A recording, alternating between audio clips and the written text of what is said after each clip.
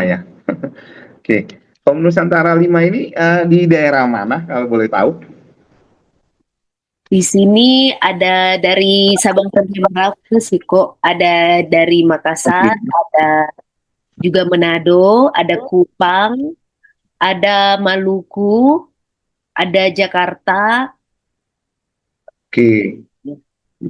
Ada beda planet. Oke. Senang sekali, salam kenal semuanya. Kayaknya saya nggak pernah gabung di Home Nusantara 5, tapi saya biasanya ada kalau lagi ke Mall apa Gading biasanya saya ada gitu. Sama biasanya ada sama Lius ya, Kalius. Oke, terima kasih buat kesempatannya. Sebelum sharing, saya mau cerita mengenai Livermore. Jadi teman-teman mungkin sudah pernah dengar ceritanya ada, dan ini sempat saya sharingin beberapa minggu lalu di Home Plus juga, mengenai sebuah lampu pijar. Kalau teman-teman nanti search di Google juga boleh tahu, lampu pijarnya ini di-create pertama kali diberikan ke pemadam kebakaran. Lampu pijar yang di-create lalu diberikan sumbangan ke pemadam kebakaran. Kemudian lampu pijar ini hebatnya adalah si pembuat membuat lampu pijar ini untuk jangka waktu yang lama karena kepentingannya adalah untuk masyarakat, untuk kepentingan orang banyak. Lampu pijar ini di-create. Dalam perjalanan waktu lama, lampu pijar ini tidak pernah mati. Kalau nggak salah catatannya saya baca 3 kali mati, itu hanya karena pemadaman. Kedua itu digeser karena pergantian posisi tempat. Satu lagi juga sama pemadaman. Selama itu lampunya nggak pernah mati. Hampir usianya 120 tahun dan mendapatkan record Guinness World Record. Selama 120 tahun lampunya nggak pernah mati. Yang mati adalah yang nge-create ini akhirnya bangkrut karena kepentingannya dia nge-create lampu untuk jangka waktu yang lama, untuk masyarakat, untuk lingkungan setempat. Tetapi secara cash flow mati, tidak profit. Kepentingannya demikian, beda. Nah, akhirnya tahun 1924 sekian dibatasi. Sekarang lampu itu bisa hanya boleh hidup 1000 jam. Supaya nanti saya dan teman-teman tuh bisa beli lagi nih lampunya. Dan ada kehidupan karyawan di create. Salah nggak? Tidak salah juga. Secara bisnis juga tidak salah. Tapi kepentingan masing-masing punya kepentingannya masing-masing. Herli punya ke dalam kehidupannya juga punya kepentingan masing-masing. Enrico, Brian, Chris, dan semuanya punya kepentingan masing-masing. Tapi kepentingan ini apakah benar sesuai dengan kepentingan untuk Tuhan? Ya, sama tadi sampai di Guinness World Record catat, bahkan orang-orang ke California selalu mengunjungi lampu itu. Lampunya sampai sekarang masih hidup. Kalau terakhir saya baca 1 atau 2 tahun itu masih hidup. Hanya cahayanya menurun dari 60 sekian, sekarang tinggal 4 atau 6 watt. Tapi masih menyala terus. Luar biasa menurut saya dari yang nge-create itu. Nah, tapi kepentingan itu berbeda. Nah, saya masuk lagi satu buah cerita juga sama yang figuratif untuk membuka paradigma teman-teman juga. Jadi ada orang memelihara kucing di sebuah restoran, kemudian di restoran itu ramai tapi sayangnya banyak tikus, sehingga dia mau tidak mau memelihara seekor kucing. Kucing tersebut akhirnya membunuh semua tikus-tikusnya. Dan yang tuan punya restoran ini merasa sangat sayang dengan kucing-kucingnya. Satu kucing ini dia sangat sayang. Dia pelihara, setiap ada tikus, tikusnya dibunuh sama kucing ini. Seiring berjalan waktu, si tikus udah nggak ada. Tikusnya habis karena dibunuh terus sama si kucing. Kucingnya ini hebat ya. Jadi kalau teman-teman yang ada tikus di rumah mungkin boleh melihara kucing juga. Jadi tikusnya dibunuh semua kucingnya. Masalahnya adalah si tuan udah nggak mau si kucingnya karena udah nggak ada tikus. Sedangkan biaya makannya si kucing mahal. Sehingga akhirnya tuannya memberikan kucing ini ke tempat ya, diberikan ke orang lain sehingga dia nggak memelihara si kucing ini karena nggak ada tikus. Ya namanya juga tikus, pada akhirnya tikusnya ada lagi kembali, tapi kucingnya sudah nggak ada. Si pemilik restoran pusing, kemudian dia cari lagi seekor kucing Dicari lagi seekor kucing yang pintar juga bisa menangkap tikus. Nah, akhirnya dapat satu kucing ini. Satu kucing ini yang dia dapat adalah setiap ada tikus, dia tidak pernah bunuh. Dia hanya mengusir, nggak boleh masuk ke wilayahnya. Sehingga tuannya tahu tikus itu ada, tetapi tikus itu nggak berani datang karena ada si kucing. Sehingga mau tidak mau si tuannya itu terus memberi atau memelihara si kucing. Si kucing ini pintar. Nah, si tuan tersebut tentu punya kepentingannya. Untuk dia mengusir tikus, dia memelihara kucing. Ya, semua orang punya kepentingannya. Saya juga sama punya kepentingannya dalam bekerja, dalam segala sesuatu, masing-masing punya kepentingannya. Tetapi apakah kepentingan kita ini benar sesuai dengan yang Tuhan kehendaki? Nah, ini yang sulit. Bagaimana pertanyaan berikut kita bisa mengutamakan atau dalam kehidupan sehari-hari kita mengutamakan kepentingan Tuhan. Nah, sebelumnya saya baca di Roma 14 ayat 8, sebab jika kita hidup juga untuk Tuhan. Jika kita mati untuk Tuhan. Jadi baik kita hidup maupun mati, kita adalah milik Tuhan. Nah, ini susah sekali ayat ini. Waduh, susah sekali. Saya sampai sekarang juga mengalami ayat ini susah sekali. Nah, pertanyaannya adalah bersama di kita hari ini sama-sama belajar. Saya juga sama dalam usia saya sekarang juga saya juga belajar bagaimana bisa mengutamakan kepentingan Tuhan. Sangat sulit, tetapi melalui perjalanan hidup, pengalaman hidup, kebenaran firman Tuhan juga akhirnya saya bisa menyadari, oh iya ya, kalau kita nggak mengutamakan kepentingan Tuhan itu sulit dan kita kadang bisa lost atau tidak mengerti apa kepentingan Tuhan. Kalau pertama kita nggak menjadikan Tuhan keluarga kita. Jadi yang pertama adalah supaya tahu mana kepentingan Tuhan itu kita harus menjadikan Tuhan itu keluarga kita. Jelas kita sudah dianggap anak-anaknya Tuhan, dianggap keluarga. Tetapi ukurannya selalu dipakai adalah di dalam Alkitab itu Bapa dan anak. Kenapa? Karena hubungan keluarga itu yang paling utama, yang bisa membangun rasa cinta itu keluarga. Cinta bisa lebih apapun tuh keluarga. Disuruh pilih apapun kita pilihnya keluarga. Di tanah masyarakat umum pun yang lain sebagainya, apa yang paling berharga dalam hidupmu? Keluarga. Semua orang jawabnya keluarga, dengan mudah jawabnya keluarga. Ya, kecuali yang nggak ada siapa-siapa lagi, dia nggak jawab siapa, bingung. Nah, bagaimana tadi bisa mengutamakan kepentingan Tuhan? Tuhan yang mesti jadi keluarga. Oh, gimana caranya? Ya iyalah, saya udah punya berkeluarga, anak saya udah 13 tahun ya, 13 tahun. Gimana saya bisa sayang anaknya saya? Ya setiap hari saya komunikasi.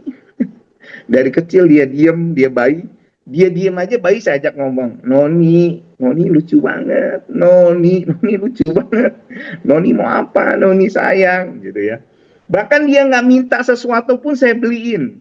Baju saya beliin, celana saya beliin. Saya bangun namanya rasa cintanya saya ke anak saya bangun. Noni, ya. Saya komunikasi setiap hari sama dia.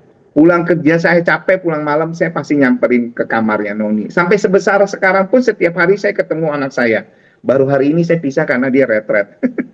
Dan dia nggak bisa nyari saya karena dia nggak boleh bawa handphone. Jadi saya membangun hubungannya ke anak saya itu harus dengan komunikasi yang baik. Tanpa ada komunikasi yang baik dan pertemuan setiap hari, saya tidak akan bisa merasakan cinta. Ya teman-teman tahulah, saya kemarin baru di Home Serpong 2 sharing di sana. Papa mamanya kecil pisah. Jadi papanya tiba-tiba pergi aja tanpa kasih kabar. Cuma berkirim surat terus. Sampai dia besar. Papanya nggak tahu, mamanya juga nggak diceritain, itu pisah aja. Pokoknya punya 3 anak ditinggalkan begitu aja. Papanya pergi. Papanya ke suatu daerah di Jakarta. Jadi papanya cuma bisa kirim surat, terus minta foto anak, terus anaknya kirim surat bapaknya bales. Nanti begitu terus, setiap hari ngirim surat, terus lama-lama putus, nggak ngirim surat. Cuma dia di surat itu, dia tahu alamat papanya. Kemudian di saat dia udah dewasa, lalu dia mau menikah, dia minta pacarnya pas lagi pergi ke suatu daerah itu, dia minta, boleh nggak? Kita kan udah mau nikah, kamu kan lagi ke sana. Nih saya inget nih, dia jadi inget dia punya papa di situ. Cuma papanya kan udah putus dari kecil. kamu boleh nggak kunjungannya ke sana? Kamu lihatin nih, ini cerita nyata ya kehidupan ya. Karena kemarin di-share saya baru berani cerita. Kalau nggak di-share saya nggak bisa cerita. Nanti takutnya salah persepsi atau dianggap gosip. Jadi karena udah cerita saya berani cerita ke teman-teman. Lalu dia minta si tunangan yang mau menikah ini 2 minggu atau 3 minggu mau menikah ini lagi ke suatu kota itu, dia bilang, lu boleh nggak ketemu papa lu? Iya, papa gue ada di sebuah kota di sini. Oh yaudah nanti gue mampirin. Betul lah si pacar yang mau dinikah ini ke tempat papanya, bilang, rupanya di sana papanya ada toko, terus ada nenek-nenek juga, rupanya itu mamanya ketemulah sama papanya. Waktu ditanya lihat apa, mau beli apa? Oh enggak. Ditanya, om kenal ini enggak? Langsung si omnya diem. Iya saya kenal, itu anak saya, dia bilang gitu. Oh gimana kabar-kabarnya? Katanya gitu. Ya sekarang udah mau gini, saya itu calon suaminya lain sebagainya. Kemudian ya udah dapat nomor handphonenya, tahu alamatnya, kemudian si pacar balik lagi jelasin ke semuanya. Akhirnya 1 bulan kemudian diajaklah ini anaknya ini untuk ketemu papanya di sana, ke sebuah kota itu, karena nggak pernah ketemu papanya. Waktu kecil ditinggalin, waktu bayi udah ditinggal. Kemudian ketemu papanya, dia waktu sebelum ketemu papanya itu dia di hotel bingung, entar tuh nangis, bahagia atau senang, dia juga bingung katanya. Saya itu bingung waktu nyampe di sana, nanti saya ketemu papa saya itu gimana? Dia bayangin kayak di film, bisa nggak ya? Terus dia pikir, ntar saya nangis nggak ya? Dia selalu gitu, saya nangis nggak ya? Oh teman-teman, setelah dia ketemu papanya, jemput di hotel, ketemu bapaknya, apa yang terjadi? Ada yang tahu? Mau tahu ya, pasti nunggu ya. Dan yang terjadi adalah nggak terjadi apa-apa. Dia merasa ya udah, cuma diajak makan, cuma begitu, terus pulang, balik lagi. Lalu komunikasi sekarang udah nggak komunikasi lagi. Loh, kenapa bisa jadi begitu? Ya iya, ikatan darah belum tentu, ya belum tentu bisa membuat cinta anak kepada orang tua bertumbuh begitu saja. Ya tadi saya bilang, kepentingan kita bagaimana? Yaitu harus menganggap Tuhan itu keluarga. Bagaimana caranya? Mesti komunikasi. Pak, apa kok Tuhan tuh kan nggak nyata? Iya, mesti komunikasi setiap hari supaya tahu Tuhan tuh nyata. Dilatih, nggak bisa instan. Mesti terus-menerus. Memang waktu saya komunikasi sama anak saya Noni waktu kecil, baru lahir dia nangis terus keluar, Noni sayang. Emang dia langsung bisa bilang, oh papaku, papa. Nggak mungkin. Dia diem aja, saya ajak ngobrol terus. Sampai saya merasakan dimanapun saya berada, saya membayang-bayangkan dia.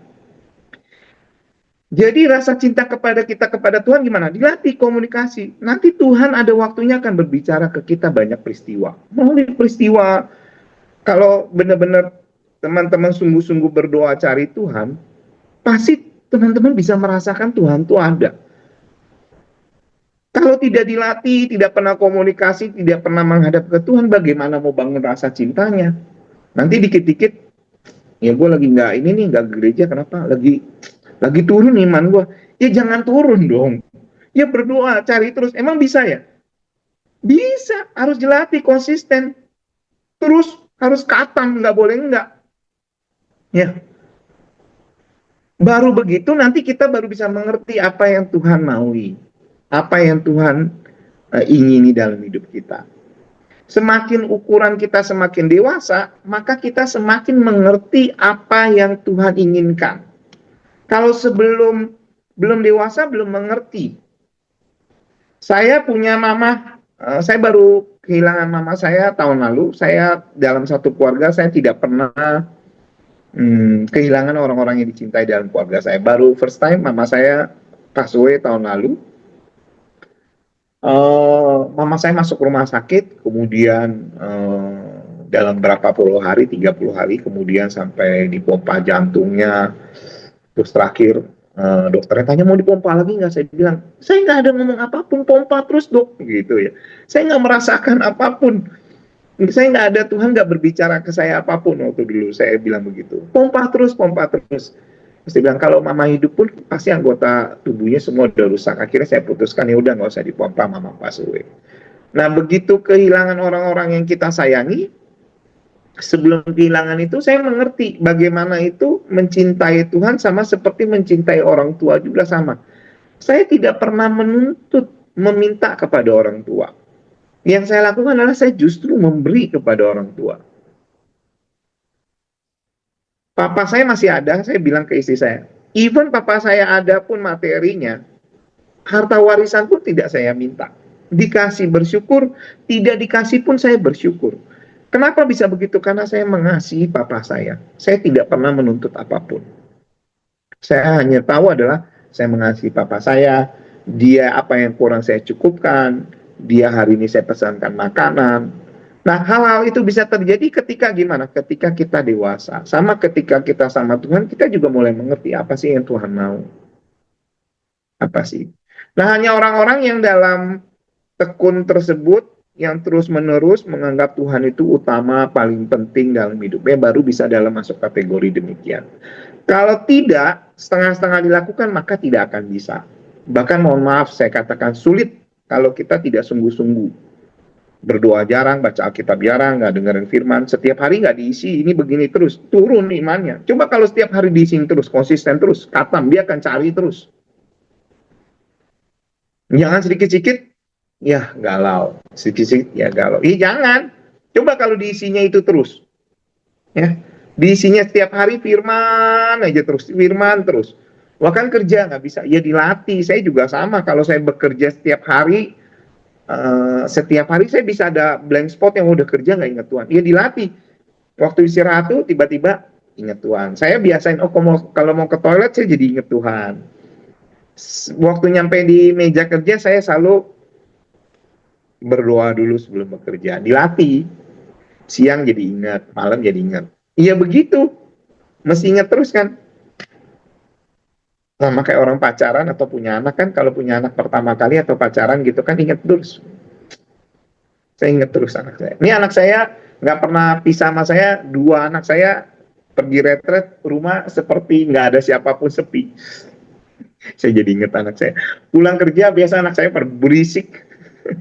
Sekarang saya pulang kerja nggak ada siapa-siapa, cuma ada istri sama itu doginya saya aja. Dua ekor anak saya nggak ada, sepi. Aduh, sepi. Nggak ada yang diajak ngomong gitu.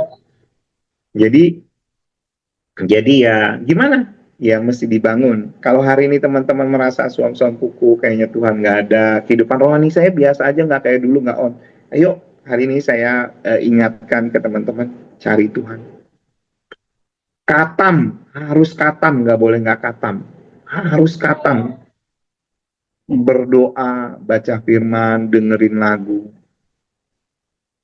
Saya setiap hari begitu. Waktu saya gimana? Waktu yang paling banyak di mana? Jalanan macet. Apa yang jalanan macet? Yaitu dengerinnya wanita surgawi. saya kalau suatu saat ada kesempatan saya bilang GSKI harus bikin bapak surgawi, jangan hanya wanita surgawi. Karena saya dengernya itu terus wanita surgawi terus abam lagi, saya dengerin abam terus. Pusing ya, jawab abam ini orang bijaksana ya. Kalau jawabnya salah gimana nih? Orang-orang bisa gimana? Saya suka bayangin, aduh. Ya. Jadi yang pertama, supaya kita bisa mengutamakan kepentingan Tuhan, maka jadikan Tuhan keluarga kita. Ya, orang bisa loh. Saya juga ngalamin. Anak saya butuh apapun, saya rela keluarin uang buat anak saya.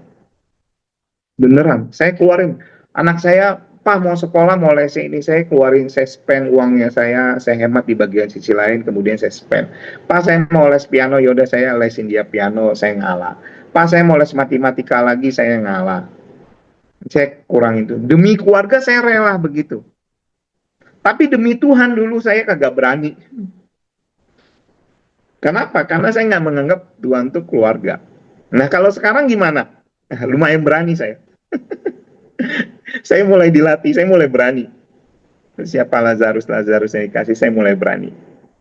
Walaupun saya kadang, kayaknya buat kita sendiri aja, kita nggak menikmati, tapi mesti gue tolongan. Aduh sakit, tapi nggak apa-apa Tuhan, saya mau masuk dalam latihan ini karena Engkau adalah Tuhan, Engkau keluarga saya Tuhan. Kau menganggap saya anak, saya menganggap Engkau Bapak, saya mau sayang. Nah, saya juga mulai begitu. Bisa nggak?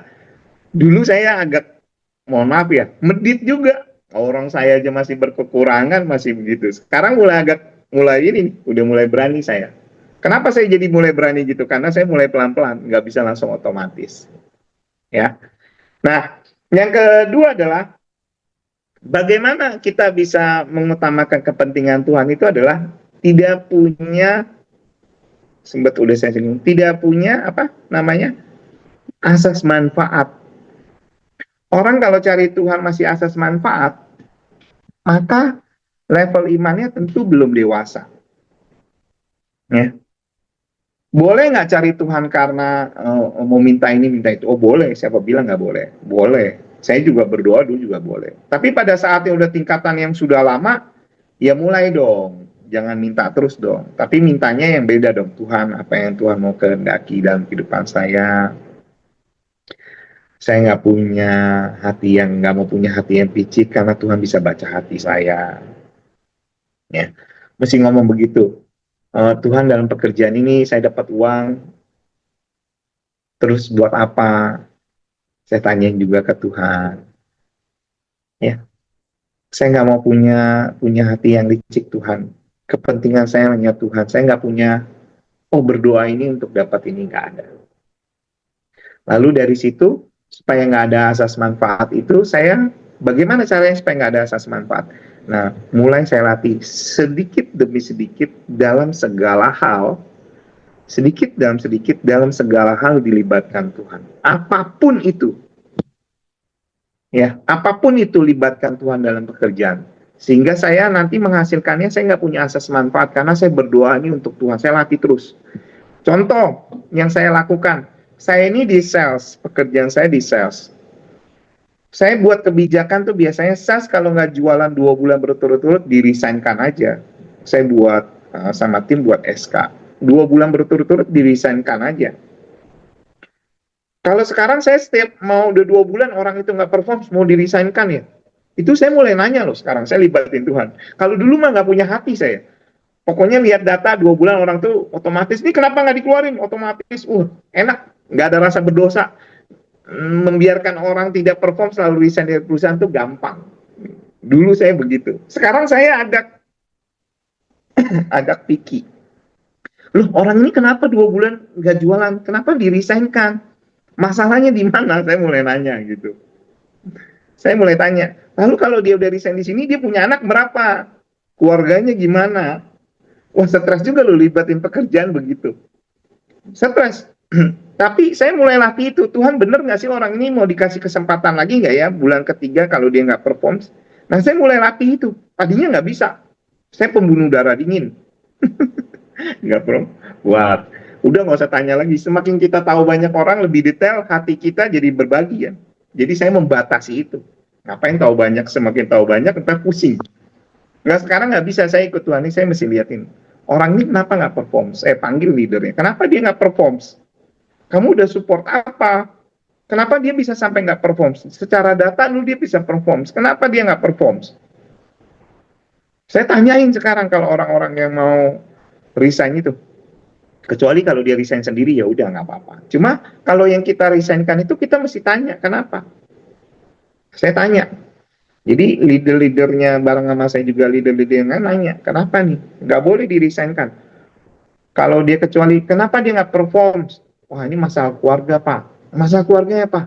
Biasa pak ada simpanan lagi satu. Ya sudahlah kalau itu nggak bisa udahlah buang saja lah udah. Cuma kalau dia udah berusaha pak. Kemarin anaknya sakit dia di rumah sakit terus. Karena anaknya sakitnya cukup kritis butuh biaya dan sebagainya. Udah kasih kesempatan kasih tahu dia 1 bulan ini bisa perform. Kalau nggak perform bulan ini lagi maka dia akan dirisainkan. Kasih tahu dia manfaatkan waktu yang diberikan perusahaan. Gimana jadinya bisa begitu? Saya libatkan Tuhan dalam segala perkara itu. Kadang ada yang nggak kelibatin, nggak ada. Tapi saya terus latih-latih, dikit-dikit bawa, dikit-dikit bawa. Makanya jadi orang Kristen itu sama.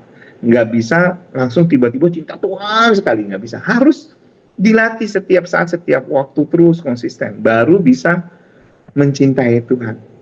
Kalau orang-orang yang udah mengepentingkan kepentingan Tuhan, ya tentu dia akan selesai dengan masalah dirinya dia sendiri. Karena kenapa? Uang ukurannya udah ukurannya Tuhan terus kok.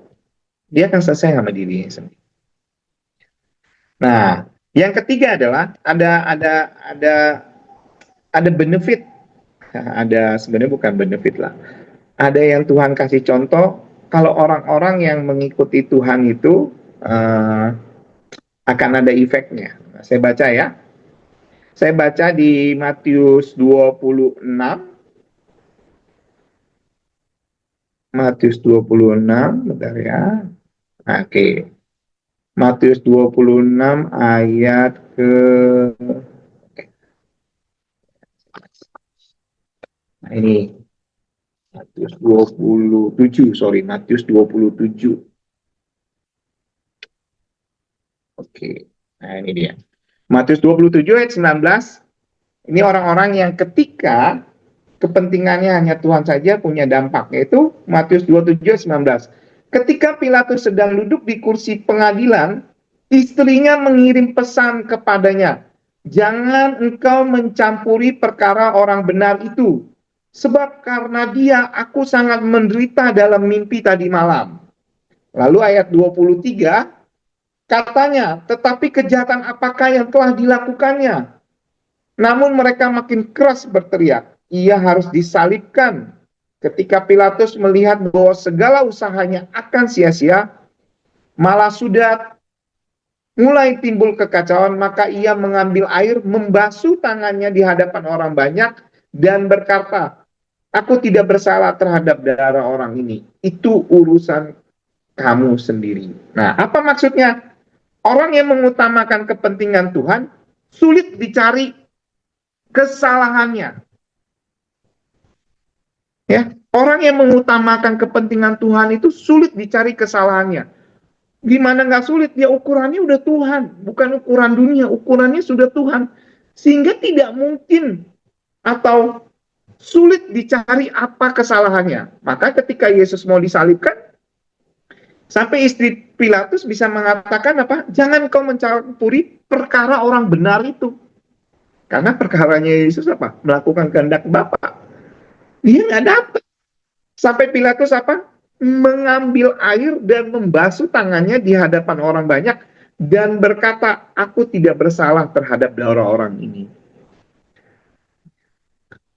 Jadi kalau kita dalam pekerjaan, dalam kehidupan pribadi, pacaran lah, berumah tangga ya, ukurannya masih Tuhan.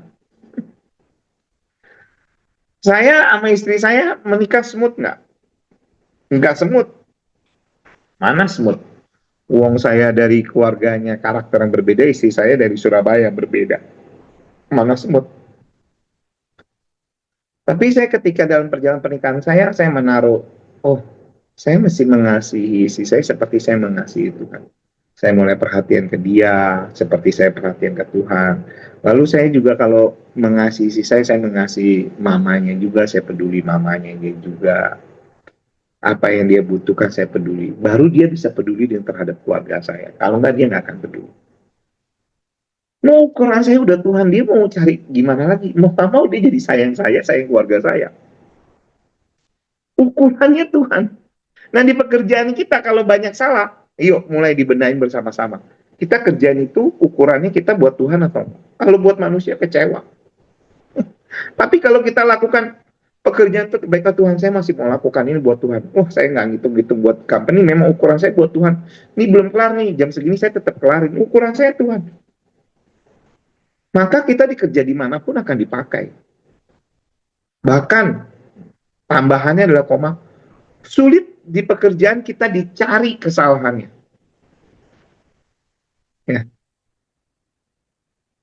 Nanti kalau ada yang nanya, berarti kalau di pekerjaan saya kita dicari kesalahannya terus sama banyak orang terus, dicari banyak orang terus, jadi salah-salah terus, ya itu disalahkan, bukan kita salah, itu disalahkan. Beda konteksnya. Tapi kalau kita benar, pekerjaannya sulit dicari kesalahan manapun. Orang nyari sana, nyari sini nggak ketemu. Sampai terakhir caranya adalah cara yang kasar, yang kotor sehingga kita disalahkan. Tapi pasti ada pembelaan Tuhan. Ya. Ya, jadi saya nggak tahu di kehidupan teman-teman hari ini bagaimana.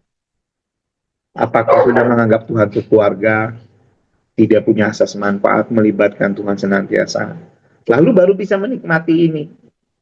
Saya nggak bisa bilang ini menikmati ya.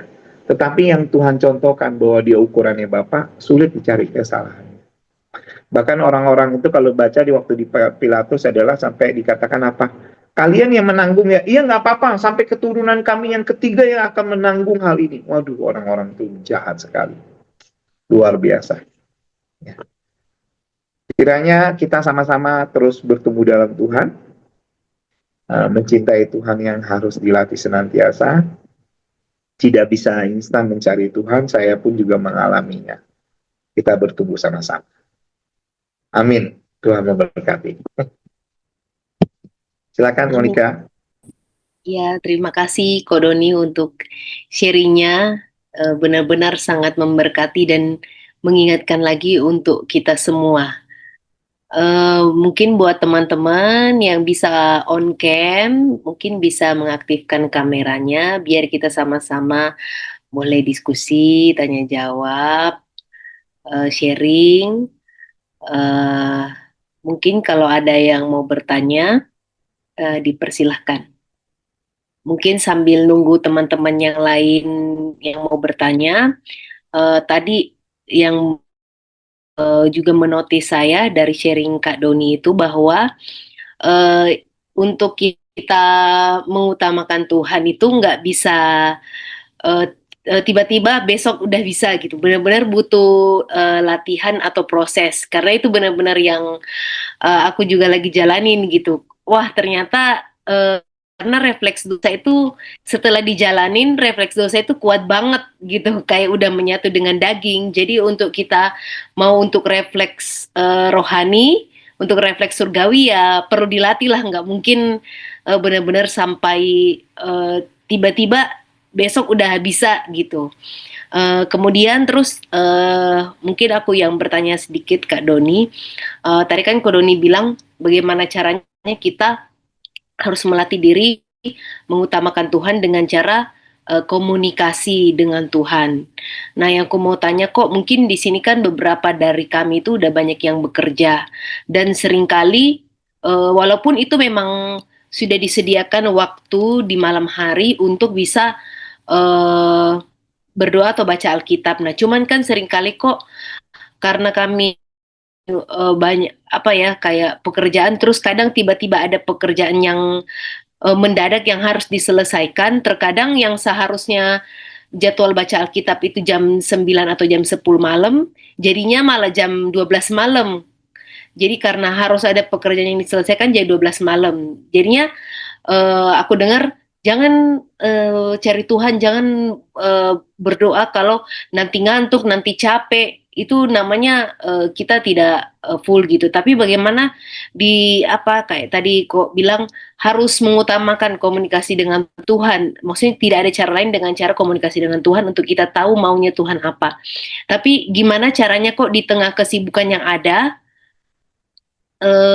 bagaimana caranya kita bisa eh, komunikasi gitu. Mungkin manajemen waktu kali, maksudnya menyediakan waktu untuk Tuhan tuh gimana di tengah kesibukan kok. Terima kasih kok. Saya lupa ada bukunya siapa kemarin ya. Dia hamba Tuhan juga terkenal di luar. Dia tanya, hamba Tuhan juga, di mana kamu menghabiskan waktu kamu berbicara ke Tuhan paling banyak tuh pada saat kapan? Jawabannya ada yang tahu di mana? Di kitchen, di dapur. Kalau dia berdoa pribadi itu sedikit. Tetapi di kitchen maksudnya dia apa? Saya waktu motong sayur, Tuhan sayurnya bagus sekali karena anugerahmu, kebaikanmu, cintamu. Ya itu di saat itu kamu berdoa komunikasi kan nggak harus tutup mata terus punya waktu sendiri. Iya itu perlu meditasi. Perlu semua orang punya waktu untuk meditasinya. Bahkan saya sarankan setiap hari. Tapi kalau kamu nggak bisa ada waktu tertentu udah sampai malam nggak efektif, ya sudah nggak apa-apa nggak usah lakukan doa itu besok lakukan aja di pekerjaan lain sebagainya gitu. Di situ dikerjain. Tadi saya bilang di kantor pun saya melatih gitu. Wah ini apa nih lagi ngapain nih? Saya ingat. Kalau saya lagi buka PowerPoint saya jadi ingat Tuhan. Kalau saya ke toilet saya ingat Tuhan. Yaitu berdoanya saya di situ. Lalu Di mana lagi? Di mobil. Saya paling banyak tadi.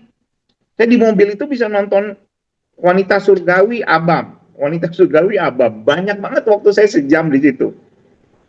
Iya. Jadi nggak mesti selalu kalau kamu udah waktunya lembur dan sebagainya terus nggak berdoa aku paksa. Ya jangan. Cuma kalau kamu ada waktunya, ya belum ngantuk ya berdoalah. Ya berdoalah. Gimana kalau supaya nggak ngantuk? Ya jangan di kasur. Kasur kita kan semua kasur pemalas. Terus dikasih lagi AC dingin. Terus diselimutin. Ya itu kan merangsang tubuh terus kan. Yang ambil posisinya duduk lah. Di bawah ubin jangan di kasur lagi. Kalau kita semua masing-masingnya di kasur, apalagi sambil senderan di spring bed belakang begini, jangankan Monica, saya juga pasti tidur kali. Saya punya kecepatan tidur yang paling cepat kali begitu dong. Walaupun nggak bekerja malam pun, biasa berdua jam 9 saya bisa jadi cepat tidur. Karena posisinya enak, dingin, adem, nyaman. Itu kan tubuh begitu. Ya. Jadi gimana? Ya nggak kalau nggak bisa situ ya nggak apa-apa. Gitu di pekerjaan aja. Kok saya kan nggak semua pekerjaan ingat Tuhan, ya dilatih. Nah, teman-teman kalau ada lihat Dr. Santoso yang primaterial kelas kita, PMC ya kita, pembicara kita, dokter, dia setiap operasi itu dia berdoa nih Tuhan jalan keluarnya dari mana ya. Saya tuh bingung, tapi Tuhan coba tolong caranya ini saya operasi ini supaya sukses UE-nya dari mana ya. Dia ngomong waktu operasi, oh ini ketemu nih mesti jalan dari sini. Itu dia kesaksian itu. Dan dia sering share fotonya di Instagram juga, Dr. Santoso. Nah itu pembicara dari GSKI buat PMC, Premetrial Class, kalau yang teman-teman mau menikah. Nah dia dari situ operasi lain sebagainya. Nah dia berbicara di situ, bicara di situ. Gitu, Monica, saran dari saya. Baik, terima kasih kok. Ini juga membuka pemahaman saya gitu. Ternyata nggak harus pada saat meditasi gitu. Justru mungkin yang paling penting ibaratnya kan waktu 24 jam. Kalau kita meditasi kan mungkin cuma 30 menit ya, 30 menit, 45 menit. Tapi kalau selebihnya itu ya memang seperti yang kau bilang memang sebaiknya latih untuk mengingat Tuhan. Baik, mungkin teman-teman yang lain juga ada yang mau bertanya, dipersilahkan. Malam, Kak Herlin.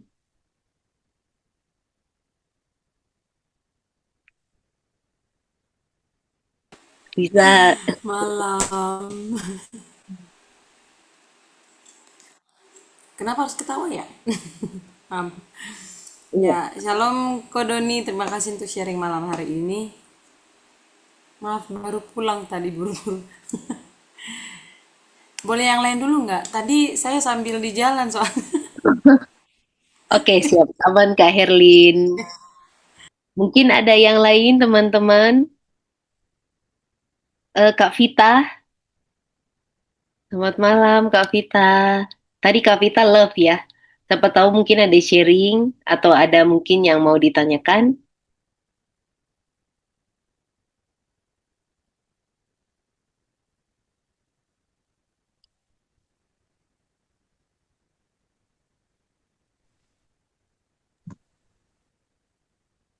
Ya, silakan open mic, Kak Vita.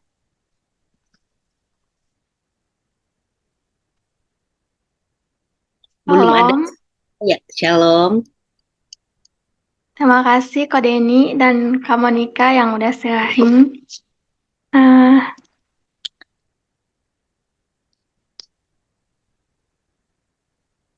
mungkin yang mau saya tanyakan tentang komunikasi dengan Tuhan. Kan kalau komunikasi dengan Tuhan, misalnya kalau mau komunikasi dengan Tuhan, berarti itu bisa dilakukan setiap waktu, kayak ada waktu luang, waktu kosong. Jadi itu bukan cuman di saat kita berdoa, atau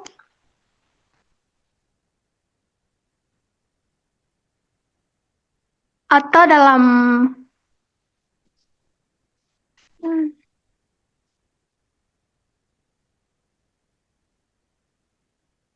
atau dalam kepentingan-kepentingan, misalnya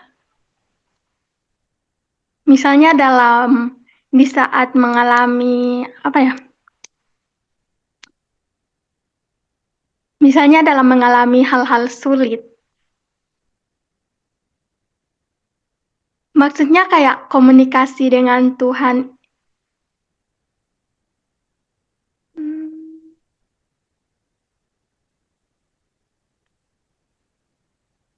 Misalnya komunikasi dengan Tuhan di saat kita mengalami hal-hal sulit, berarti di situ berarti tidak perlu kita dalam posisi berdoa, tapi cuman apa ya, seperti bercerita atau bagaimana kok? Terima kasih. Oke, ini supaya sama persepsinya kan kalau berdoa itu kan berdialog, berkomunikasi. Saya lebih suka komunikasi saya saat ini adalah saya suka merenung, berdiam diri, apa yang saya lakukan hari ini berkenan atau tidak, lalu saya menyembah, Tuhan makasih buat hari ini.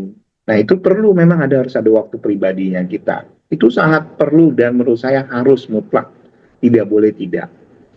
Nah tapi jangan lupa komunikasi ke Tuhan itu cuma bukan hanya waktu duduk 30 menit, tetapi 24 jam, di mana di pekerjaan, dimanapun. Apalagi dalam keadaan bermasalah, oh itu semakin peka, semakin sering berdoa lagi orang-orang itu. Ya, jadi di mana saja bisa nggak? Bisa. Di pekerjaan lagi bekerja, bisa. Tadi saya contohin orang yang lagi di dapur, dia masak, dia bisa tetap menyembah Tuhan. Tuhan makasih buat hari ini, saya dikasih kesempatan buat hidup, bisa bekerja, biar masakan ini saya buat untuk Tuhan yang terbaik, sehingga waktu dinikmati menjadi berkat. Yaitu semua itu nggak bisa instan, mesti butuh waktu di level tertentu, tetapi mulai dicoba terus, dibiasakan, sampai nanti kita terbiasa. Nanti kalau kita sering kali terbiasa bangun komunikasi, jaga hidup kita, ketika kita melakukan hal-hal yang tidak sesuai dengan Tuhan, itu cepat kita kasih tahu, itu nggak benar, itu salah. Nah itu enak ikut Tuhan, nyata tuh.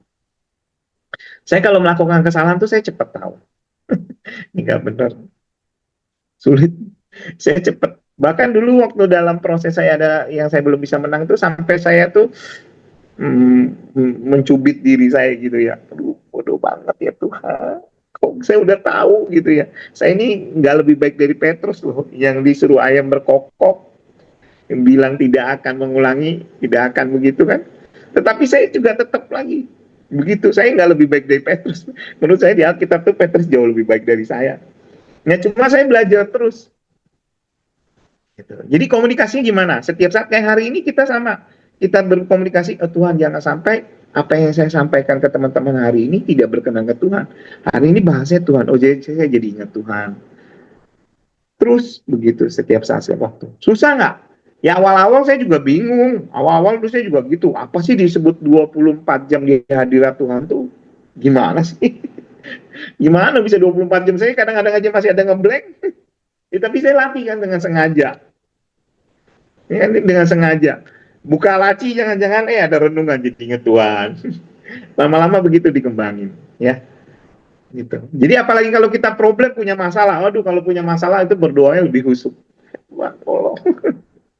Itu lebih luar biasa. Tetapi kalau kamu nggak punya waktu doa pribadi, bekerja terus malam nggak bisa, udah capek lelah, ya udah tidur besok pagi baru lakukan gitu. Ya.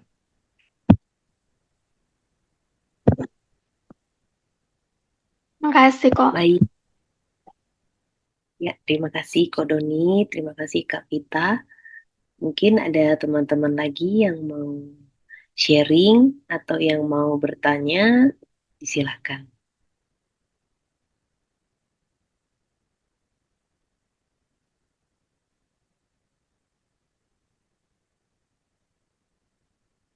Kak Ramuel mungkin?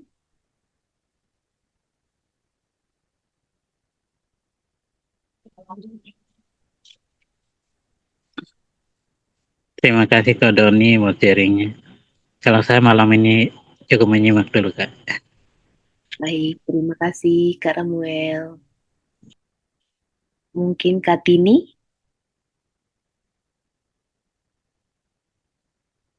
Selamat malam, Kak. Ya, Untuk sharing malam. malam ini sungguh sangat memberkati ya. Semuanya memang lagi aku lakukan dan aku latih gitu. Aku sangat bersyukur akan sharing malam ini. Makasih ya. Terima kasih Kak Tini. Makasih, makasih. Benar-benar sharingnya Kodoni yang memang diaplikasikan ya. Yang memang kita lagi berusaha aplikasikan. Sekuat tenaga walaupun banyak sekali kadang rintangan, cobaan, ujian. Tapi mudah-mudahan dengan sharing Kodoni ini kita semakin kuat dan semakin diperlengkapi lagi, semakin diteguhkan. Buat mungkin ada yang bertanya lagi, Kak Brian mungkin?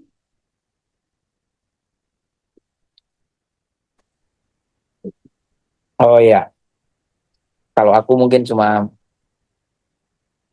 memberi pendapat sedikit ya.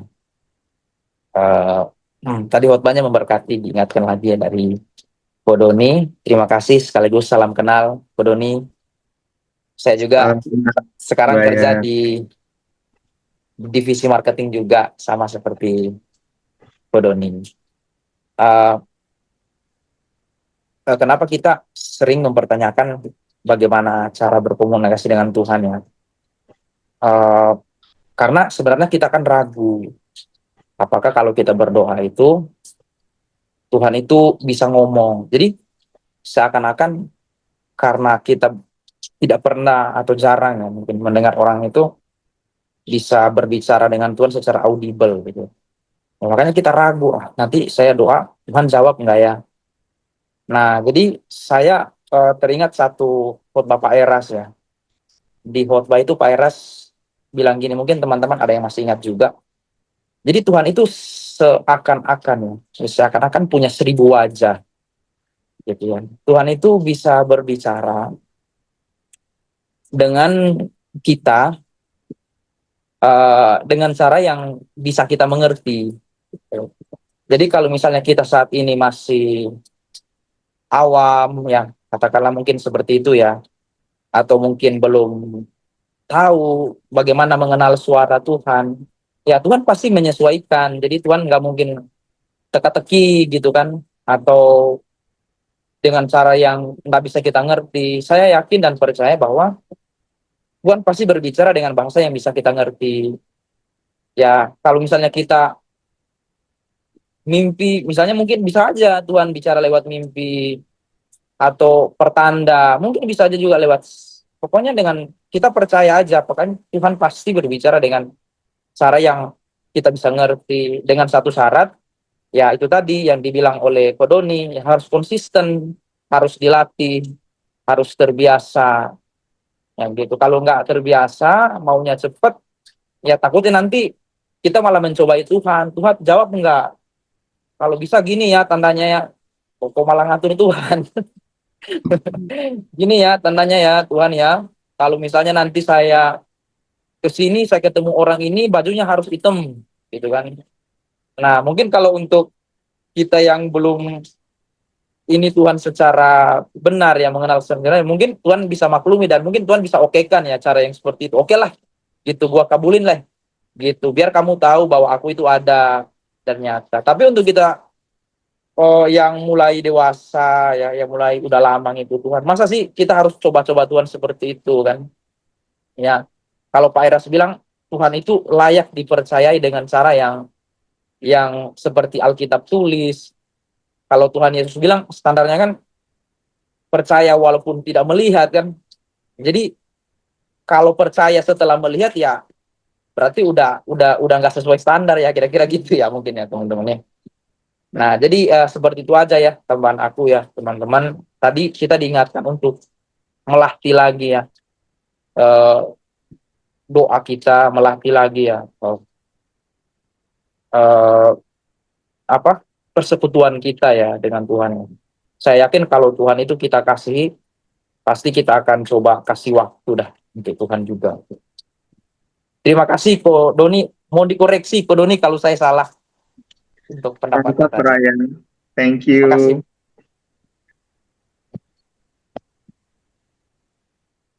Ya, terima kasih Brian udah mengingatkan kita ya. Kalau Tuhan pasti jawab doa kita atau berkomunikasi dengan kita sesuai dengan level kita juga gitu ya. Mungkin kayak gitu ya. Jadi kita nggak usah pusing-pusing mana suara Tuhan gitu. Udah nanti kalau kita belajar sedikit demi sedikit sama dengan Kodoni, akhirnya Kodoni peka gitu. Kalau tadi Kodoni bilang, saya tahu gitu kalau saya salah gitu. Itu kan berarti dengan usaha yang tadi Kodoni bilang, dengan latihan yang konsisten, pasti kita lama-lama paham gitu dengan apa yang dengan isi hati Tuhan gitu. Misalkan, aduh jangan begitu gitu, kayak gitu. Oke, terima kasih sharingnya Kak Brian. Mungkin teman-teman lain ada lagi yang mau bertanya atau sharing, Kak Enrico mungkin langsung gak jadi minum ya.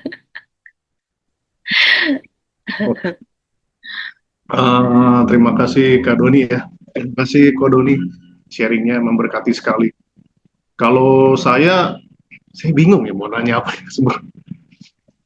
Cuma gini, Kak Doni, beberapa minggu ini atau bulan ini ada yang saya renungkan tentang kayak misalnya menjadikan Tuhan itu keluarga dengan cara membangun rasa cinta kepada Tuhan yang tadi Kak Doni udah sharing kan. Membangun rasa cinta kepada Tuhan, terus membangun komunikasi yang baik dengan cara misalnya kita berdoa, ikut doa pagi atau doa pribadi, membaca Alkitab, mengikuti firman Tuhan. Nah kalau saya nggak tahu ya, ini benar, ini renungan pribadi saya ini benar atau tidak ya. Kadang saya berpikir gini Kak, misalnya saya udah berdoa nih, baca Alkitab, mengikuti firman Tuhan, saya suka berpikir gini, ini saya menjalankan ini emang hanya untuk menjalankan ritual agama, atau saya benar-benar mengasihi Tuhan, gitu loh. Itu yang masih jadi saya merenung. Ini saya melakukan ini, doa pagi, doa pribadi, membaca Alkitab, mengikuti firman Tuhan. Apa ini hanya saya untuk menjalankan ritual agama saja, atau benar-benar saya mengasihi Tuhan? Itu sih yang jadi renungan saya. Mungkin Kak Doni bisa sharing ke saya gitu. Makasih Kak Doni. Oke, saya kasih contoh sampel alarm, mungkin itu ya, ambulans ya. Kalau setiap pagi di Jakarta mungkin tidak ada ambulans lewat. Setiap hari ambulans lewat. Semakin ambulansnya dekat kita bisa dengar, semakin jauh ambulansnya kita nggak dengar. Nah sama, yang kalau kita lakukan, wah saya cuma mau lakukan seolah-olah, wah kayaknya saya melakukan rutinitas. Jangan salah dulu. Kamu ketika lakukan itu, kamu dipagari, dijagai Tuhan. Kamu diberikan kepekaan. Ketika kamu melakukan hal yang tidak benar, tidak berkenan, kamu masih dalam lingkupnya Tuhan. Kamu pasti dijaga, pasti dikasih tahu. Ya, saya harus ibadah dengan yang sungguh-sungguh supaya baru bisa merasakan dijagai Tuhan itu. Cuma kalau kita nggak menghayati itu, maka kita akan anggap seperti rutinitas. Jadi lama-lama bisa gimana? Kalau dianggap jadi sebuah rutinitas, nanti nggak peka. Kenapa saya doa pagi sampai sekarang dari awal Zoom? Karena saya nggak mau keluar dari lingkaran saya itu, nanti saya jadi nggak peka. Aduh Tuhan, kalau saya lakukan kesana nih, kayak dulu saya awal-awal orang marketing 2 bulan nggak jualan, udah ganti aja. Nggak berdosa, saya nggak bersalah. Dan saya nggak melanggar hukum juga loh, mau berhentiin orang sesuai SK. Tapi kalau sekarang gimana? Ya enggak, kita mesti naruh hati. Nah, yang paling penting adalah komunikasi kita ke Tuhan itu nggak mungkin Tuhan berdiam. Pasti Tuhan kasih apa? Peristiwa. Tuhan pasti kasih peristiwa. Peristiwanya masalah. Oh iya, bisa saja bisa masalah. Bisa juga tidak masalah. Apa dong kalau nggak masalah? Ya ini yang sekarang kita jalanin apa? Pembentukan karakter. Setiap kita hari ini yang mau jadi keluarga Tuhan ini, pasti pembentukan karakter. Saya mendidik anak saya harus dengan apa? Pendidikan karakternya dia. Bagaimana dia komunikasi, bagaimana dia punya sopan santun. Sama kita di dunia ini yang sementara ini dibentuk. Harus ada punya pergumulan. Pergumulan karakter. Kalau di antara kita nggak punya pergumulan karakter yang mau diubahkan, maka kita akan jadi hampa dan kosong. Saya harus tahu kelemahan saya di sini di mana, supaya monster saya nggak muncul tiba-tiba. Coba teman-teman nanti baca Petrus. Waktu Tuhan Yesus tanya di Matius 16 ya, saya baca sebelum sharing tadi.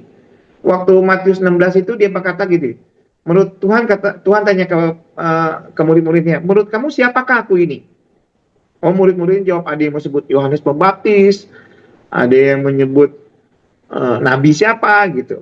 Tapi ditanya lagi Tuhan, kalau menurut kamu siapa? Nah, Petrus yang jawab, menurut saya kamu adalah Mesias, anak Tuhan. Nah, Tuhan jawab dia apa? Yang berbicara kepadamu itu sesungguhnya dari Bapa kepada Petrus. Tapi di ayat berikutnya, waktu Tuhan mau disalibkan, Tuhan bilang nanti aku akan disalibkan. Si Petrus narik Tuhan ke samping. Itu tidak akan terjadi padamu. Tuhan Yesus bilang apa? Nyala kau iblis. Waduh. Itu karakternya kita sama. Sekarang tuh Tuhan banget. Bahkan yang kayak sharing kayak saya ini juga banyak yang terjadi. Bahkan saya juga udah sharing kemana-mana. Bisa jatuh dalam pergumulan karakter itu. Petrus juga sama. Mana ada yang gak orang Petrus aja muridnya Tuhan lebih jago. Apalagi saya bukan ada apa-apanya.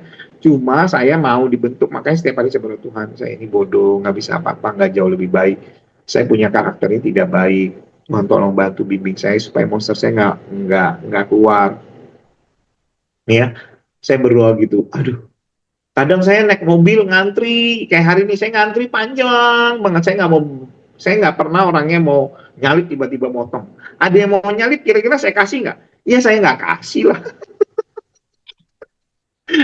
Tapi setelah saya nggak kasih gimana? Ya udah, berkatnya lu lewatin kan. Coba kalau lu ngasih, lu dikasih berkat kan, kesabaran kan. Kan saya nggak ngambil berkatnya, saya lewatin berkatnya. Saya bilang, Tuhan, saya ini berdosa, malah sharing di firman lagi. Ke Home Nusantara 5 lagi hari ini, ya Tuhan. Orang mau lewat, saya nggak kasih lagi. Ya Tuhan, ini monster dalam diri ini, Tuhan. Tarik napas dalam-dalam. Ampuni aku, Tuhan. Aku terus, sekali lagi ada yang mau motong, boleh. Hari ini pulang ada yang mau motong. Monggo, silakan kamu potong saya. Saya nggak marah hari ini, saya bilang. Dari jauh-jauh ngantri, dipotong di depannya. Aduh, sakit. Gitu. Ya. Jadi gitu, kita semua harus punya pergumulan karakter. Kalau dalam posisi nyaman, bilang sama Tuhan, karakter saya nggak bagus ini, tolong dibentuk. Kalau bila mau lebih bagus lagi, Enrico berdoa, Tuhan tolong kasih saya masalah. Supaya saya lebih bentuk lagi ya Tuhan, supaya saya makin mengasihi. Coba, kadang saya suka bercanda kan kalau lagi ngumpul di GSKI kan, sama Ko Reza sering ketemu gitu ya. Kadang-kadang ada ketemu sama Ko Evan juga, tapi banyak kan sama Ko Reza, Ko Andy. Ko Evan loh, sama Pak Eras tuh ciptain lagu pada saat kapan sih? Problema kan, dalam peristiwa dalam kehidupan kan. Terus saya bilang sama Reza, tolong kasih tahu Evan, dia harus punya masalah lagi. Kenapa Don? Supaya dia bisa ciptain lagu lagi. Dia bilang, katanya si Doni itu nggak bener tuh katanya. Suruh kasih dia masalah, suruh buat lagu lagi. Ya maksudnya saya bukan begitu, itu joke aja. Cuma maksud saya adalah melalui peristiwa itulah kita dibentuk karakter kita.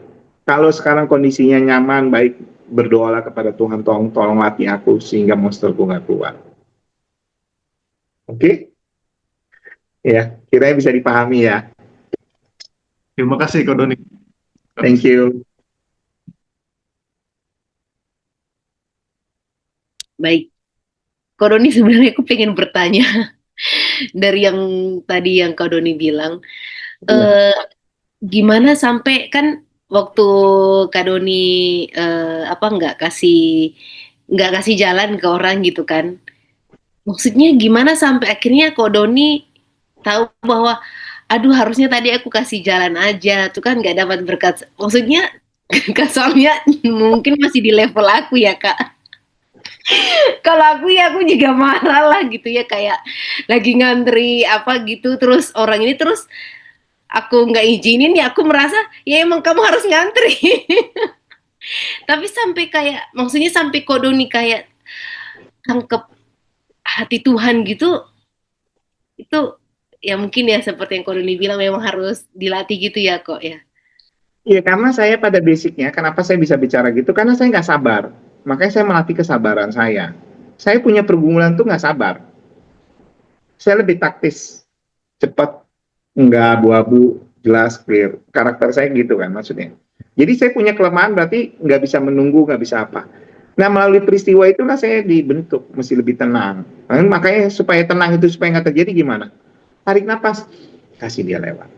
Kalau istri saya, belum tentu istri saya kasih lewat, saya tahu istri saya juga nggak sabar. Tapi saya pasti lebih sabar. Saya kasih lewat. Makanya istri saya selalu komplain. Kalau kamu kasih lewat, kasih lewat, terlambat 1 menit, 2 menit, 5 menit, 10 menit dia. Terlambat lagi. Makanya datangnya lebih awal supaya kita punya waktu 15 menit. Kan kita nggak tahu orang itu tiba-tiba motong di depan itu karena satu, banyak kan kasusnya kan. Mungkin dia ada sesuatu yang kita nggak tahu. Keluarga menunggukah atau apa, kita nggak tahu. Tapi pada lebih dari itu saya tahu kalau kamu pakai logika saya bisa. Oh, nanti panjang-panjang yuk aja, memang mau cara muda, saya juga bisa. Cuma saya mengesampingkan itu terhadap pertumbuhan karakter yang Tuhan mau. Dengan digituin saya tersinggung nggak? Atau saya nggak kasih? Oh, saya tadi nggak kasih, saya pepet terus. Saya nggak mau, saya orang depan saya maju terus, saya kasih. Terus habis itu ada yang ngomong, puas. Puas, dapat apa? Beda juga nggak ada 1 menit, puas. Nah, mati saya. Pagi-pagi udah berdosa aja Tuhan. Malah mau sharing di Home Nusantara 5 lagi, berdosa aja lagi. Ya, jadi harus tahu. Tinggal berkatnya kita mau ambilnya yang mana. Kan berkat ini kan bukan materi. Pembentukan kita, karakter ini kan berkatnya. Jadi kira-kira kalau di situ kita nggak ada sabaran itu, ya sengaja kita mesti mengalah terus. Kok nanti mengalah terus dong. Dan iya, kalau itu bisa membuat kamu lebih membaik, membentuk, bahkan jurusnya kita sebenarnya bukan mengalah terus kalah juga begitu, tapi nggak semua hal kita bisa begitu kan juga. Tapi kalau memang udah pepet dia nggak bisa masuk, ya nggak usah kasih masuk, memang udah jalur kita, ya nggak apa-apa juga. Tapi kalau kita nggak ada kepentingan, nggak ada buru-buru, dia udah mepetin, udah mau kena kayak gitu, kita nggak mau kalah, terus dong saya pepet tuh. Baru tahu dia siapa yang jagoan nyetir, dia mau apapun. Lah kalau yang keluar itu sama-sama anak GSKI gimana? Dari saya misalkan dari GSKI MAG buka, jangan motong-motong bilang, lu aja mah. Taunya sama-sama GSKI begini dong. Ya kan, berdosa aja lagi. Ya. Baik, Itu, terima kasih. Gimana Kak Enrico? Tadi Kak Enrico yang bertanya. Iya, udah cukup Oke. sharing. Terima kasih. Baik. Mungkin Kak Herlin udah ada yang mau di-sharingkan. Akhirnya kena juga. Jadi ternyata Mon, sesusah itu mematikan refleks dosa. Iya kan Kodoni? Jadi hal-hal kecil sebetulnya yang menjadi tantangan kita justru seperti jadi tantangan berat. Kadang kita bisa atasin loh, karena apa? Kita pasti penuh dengan kehati-hatian. Kita bisa membuat kita jatuh, gitu kan? Makanya ada peribahasa katakan batu kerikil yang bisa membuat kita jatuh. Batu besar pasti kita bawa kepada Tuhan. Tuhan tolong aku.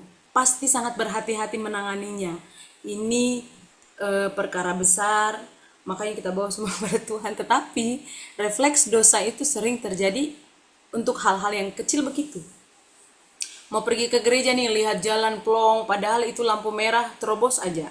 Padahal peraturan jangan, gitu kan. Padahal ini tujuannya mau ke gereja loh. Pagi-pagi harus doa, nyampe di gereja, doa jam 6. Kita lihat jam, waduh udahlah kosong ini, terobos aja. Padahal sebetulnya dalam aturan di jalan kan tidak boleh gitu. Tetapi terima kasih Kodoni malam hari ini sudah membuka kembali mata kita semua. Ternyata untuk melakukan kepentingan Tuhan itu seberjuang itu. Maka balik lagi ke pembahasan kita yang dulu-dulu, jangan sampai daya juang kita turun. Karena dalam latihan kan daya juang sangat diperlukan.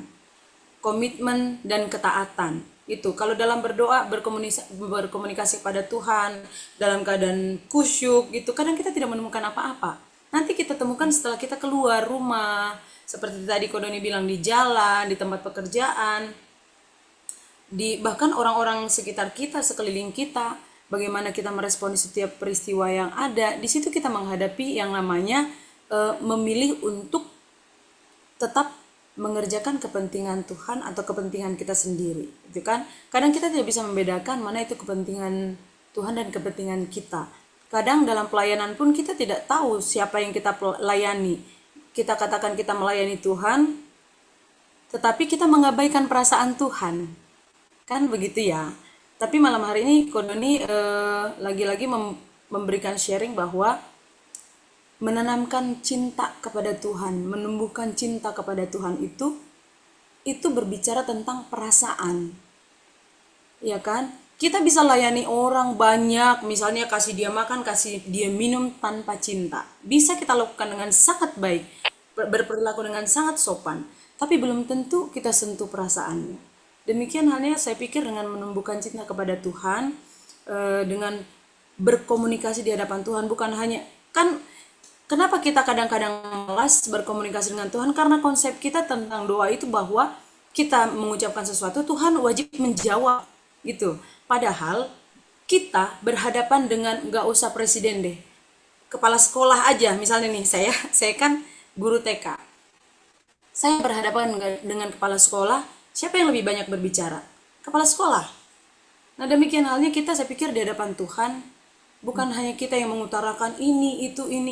Belajarlah berdiam, mengerti isi hati Tuhan, mendengar suara Tuhan. Maka gimana sampai Kodoni tadi bisa gampang, maksudnya cepat peka terhadap segala situasi, bahwa ini salah, ini itu salah, melakukan bahwa saya dalam keadaan di ujung tanduk nih, nggak boleh nih melenceng sedikit, pasti akan berdosa gitu.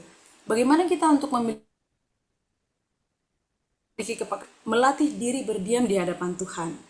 Berdiam bukan untuk banyak mengutarakan ini isi hati saya Tuhan, ini saya begini. Menuntut Tuhan untuk mencintai kita. Kenapa kita tidak lakukan itu duluan kepada Tuhan? Itu kan? Kenapa kita tidak yang lebih dahulu mencintai Dia? Dia sudah pasti mengasihi kita.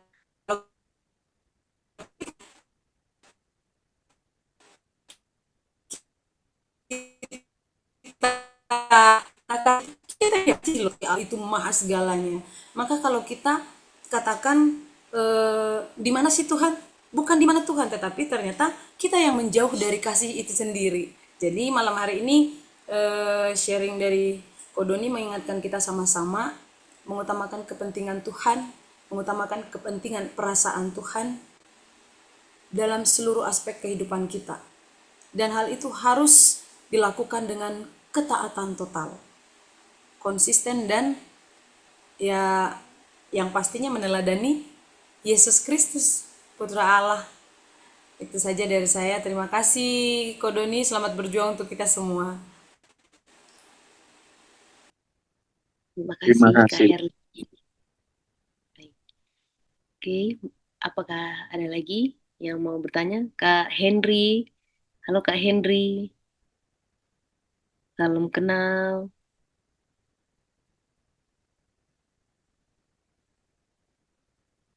Shalom, Ko Henry.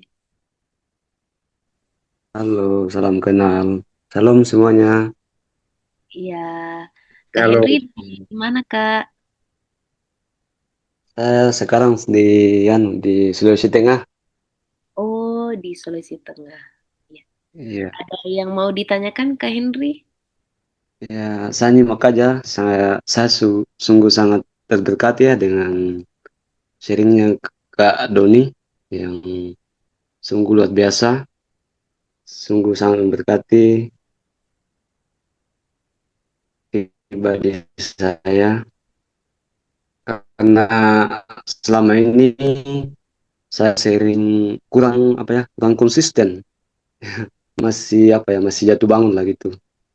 Tapi ya saya bersyukur masih diberi kesempatan untuk kembali untuk belajar, untuk konsisten, untuk tekun belajar, tekun mencari Tuhan, belajar firman, tekun berdoa seperti yang Kak Adon tadi sampaikan bahwa kita harus tekun, kita harus apa? Kita harus konsisten terus menerus supaya kita bisa bertumbuh dari hari ke sehari.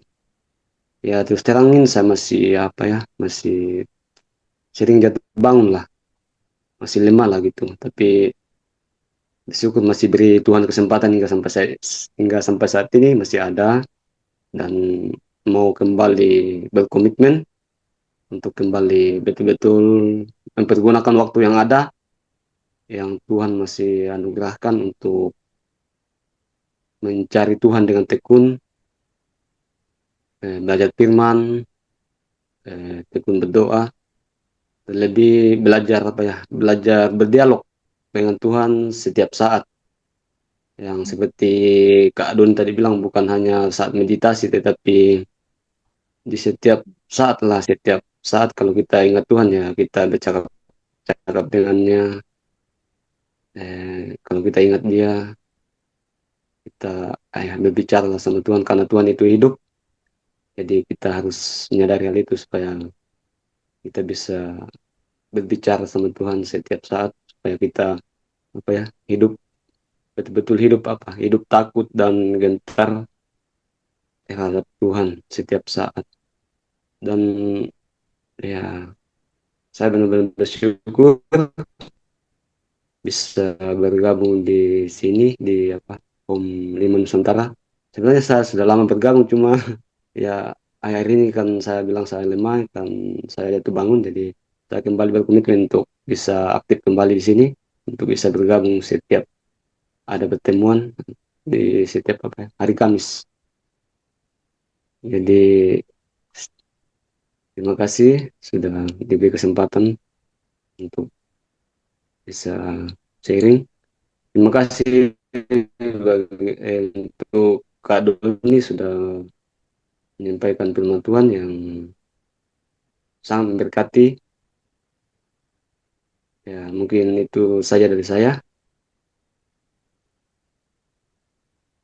Baik, terima kasih Terima Kak kasih. Henry. Oke, saya kembalikan ke sama-sama. Terima Ya, kasih. ya, selamat bergabung kembali Kak Henry. Kita sama-sama belajar, kalau kata Kodoni tadi, belajar pembentukan karakter di sini. Iya, betul sekali. Betul sekali. Bentukan karakter. Ya, baik. Ada teman-teman lagi yang mungkin mau sharing atau bertanya? Kak Siska,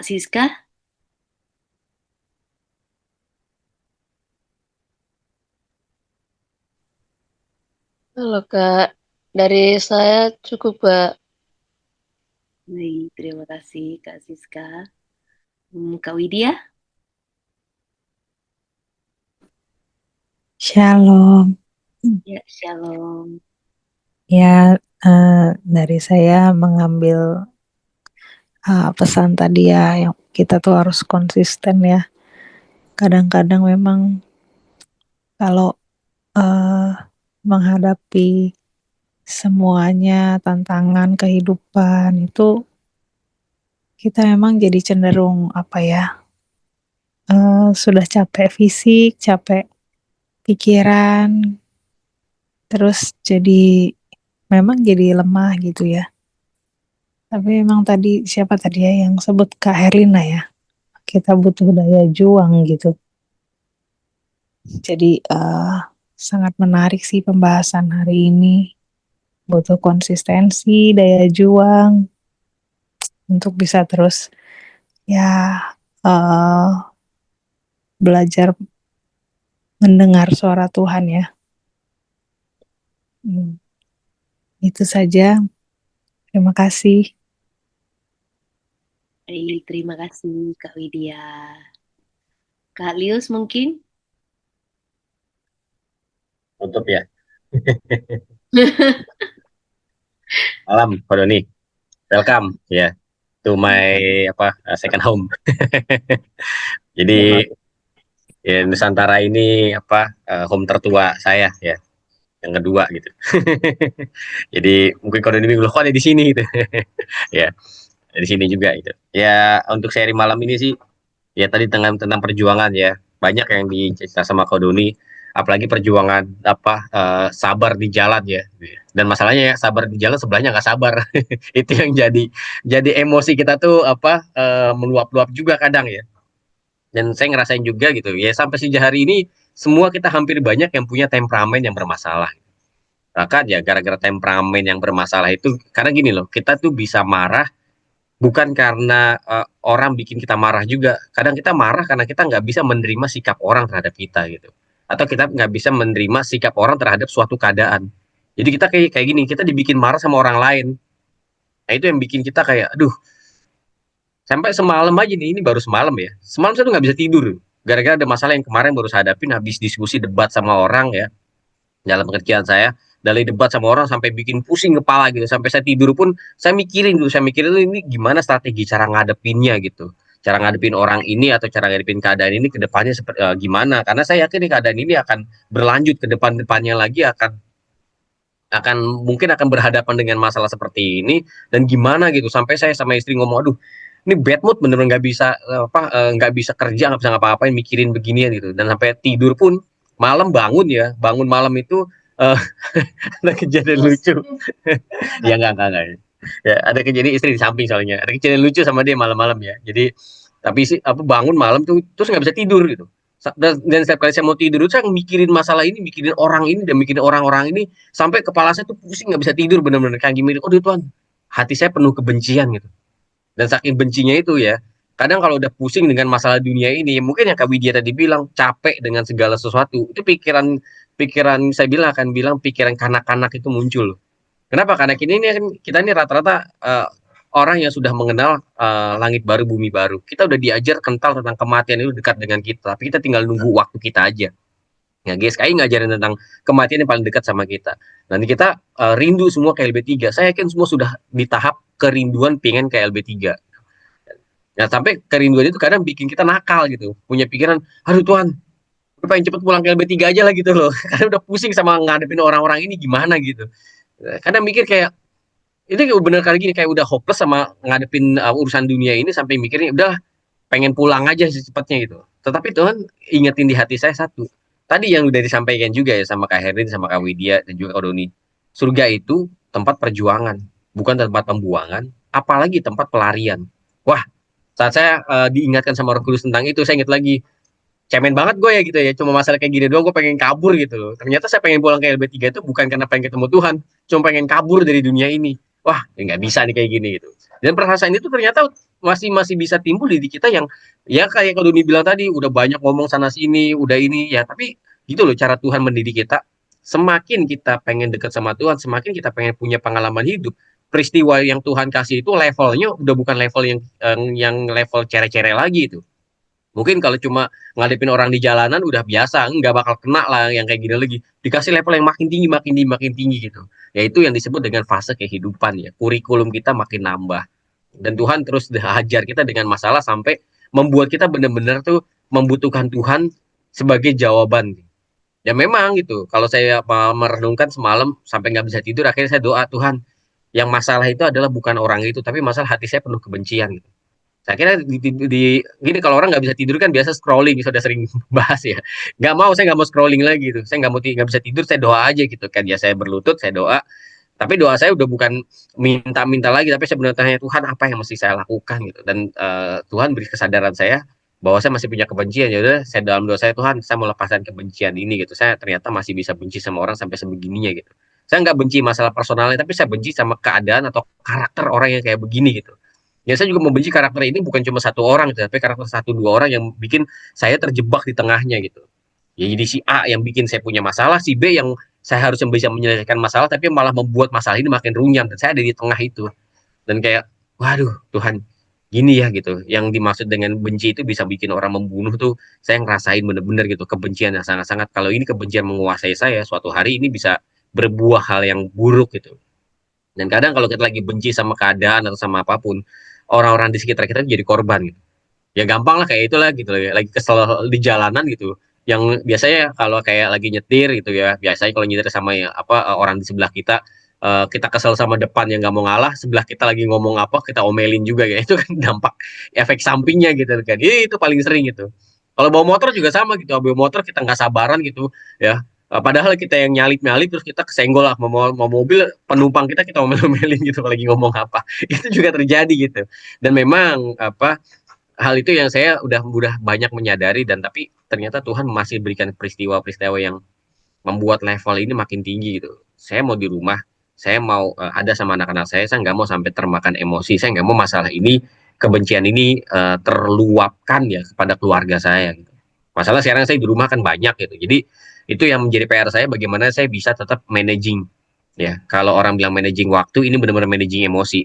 Emosi di pekerjaan biarlah di pekerjaan, jangan sampai itu masuk ke dalam rumah tangga. Dan Tuhan lagi ajar saya juga di sana. Dan ya sampai hari ini sore ini ternyata dapat solusi dari masalah itu. Paling enggak beban masalahnya sudah saya pindahkan kepada pihak yang berwajib itu, dan itu plong di saya gitu. Dan itulah cara Tuhan bisa dilewati hari ini. Tapi ya kita harus mengerti hari ini dilewati bukan tentang lari ya. Datang kepada Tuhan, memang betul kita kalau nggak lari ke Tuhan, lari gimana lagi. Tapi kalau kita lari dari masalah dan kita nggak menyelesaikannya, Tuhan juga nggak mau kita nggak jadi seorang pejuang. Makanya kan Tuhan Yesus berkata apa? Jalan yang sempit itu berjuanglah untuk masuk ke sana. Berjuang gitu. Bukan lari dari masalah yang ada di dunia ini. Kita punya tanggung jawab apa? Aduh, udah tanggung jawab saya berat banget gitu. Saya punya keluarga banyak, udah Tuhannya yang rawat anak-anak saya gitu. Misalnya contoh kayak gitu. Saya kabur aja ke LP3. Ya, saya enak-enaknya aja gitu kan ya gitu. Dan nggak kayak gitu. Dan saya yakin semua teman-teman akan punya pergumulannya masing-masing. Pergumulan berat gitu. Bahkan pergumulan yang kadang bukan tentang pergumulan kita sendiri, tapi masalah orang lain yang jadi akhirnya menjadi masalah buat kita. Kita menarik masalah orang lain ke dalam hidup kita, dan saat kita menjalani itu, kita pasti akan masuk ke level berikutnya gitu. Dan Tuhan ingin kita seperti kalau mau dibilang level atau kelas gitu, kita naik kelas. Dan sampai perjalanan hidup kita ini ya bertahun-tahun hanya berkutat di masalah yang itu aja. Atau kalau mau dibilang manusia itu belajar dari kesalahan, tapi nggak salahnya itu aja ya gitu ya. Ayo dong bikin kesalahan baru. Kita suka bercanda gitu ya. Masa kesalahan itu aja gitu. Dalam konteks yuk kita belajar untuk meningkatkan diri kita gitu. Dan pasti saat kita berdoa seperti itu atau menginginkan itu, ya jangan kaget, Tuhan akan tambahkan masalah yang banyak yang di dalamnya yang tadi Kodoni bilang. Yang Tuhan ingin bentuk itu karakter kita gitu. Bukan tentang sekedar Tuhan pengen membuat kita atau kayak gini, kayak menyiksa kita gitu. Bukan gitu. Tuhan nggak bisa dibilang nggak psikopat ya yang pengen menyiksa umatnya gitu. Wah, kita harus jadi seperti Yesus disalib itu. Wah, kita nggak akan menjadi seperti Yesus yang punya penderitaan fisik itu. Tuhan nggak psikopat menjadikan semua orang menderita seperti Yesus. Tetapi ternyata penderitaan itu memang mendatangkan tahan uji. Alkitab pun mengajar seperti itu. Jadi apapun setelah kita home ini, besok bangun Jumat biasanya ya.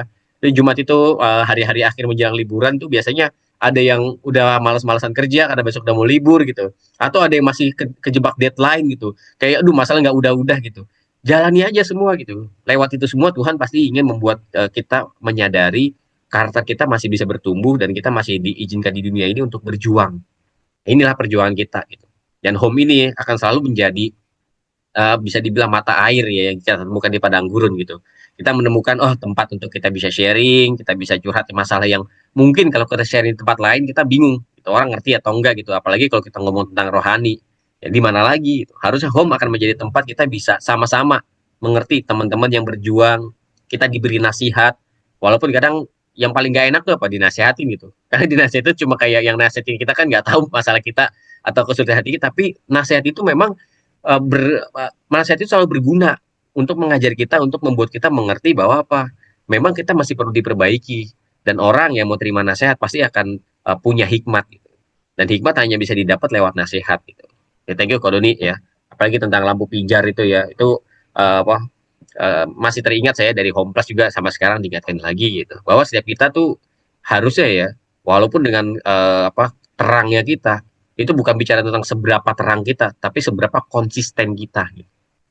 Konsisten gak nih kita dengan menjaga terang kita, gitu, menjaga hidup kita, baik kesucian kita, baik apa yang udah kita miliki sampai hari ini gitu. Bisa nggak kita tetap konsisten?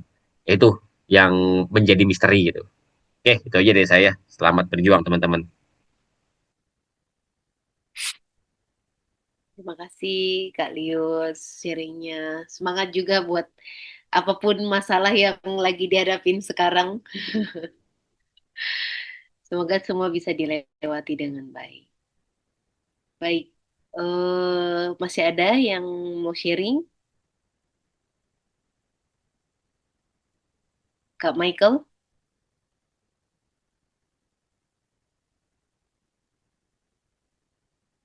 Oke, mungkin masih gendong baby ya, Kak Michael.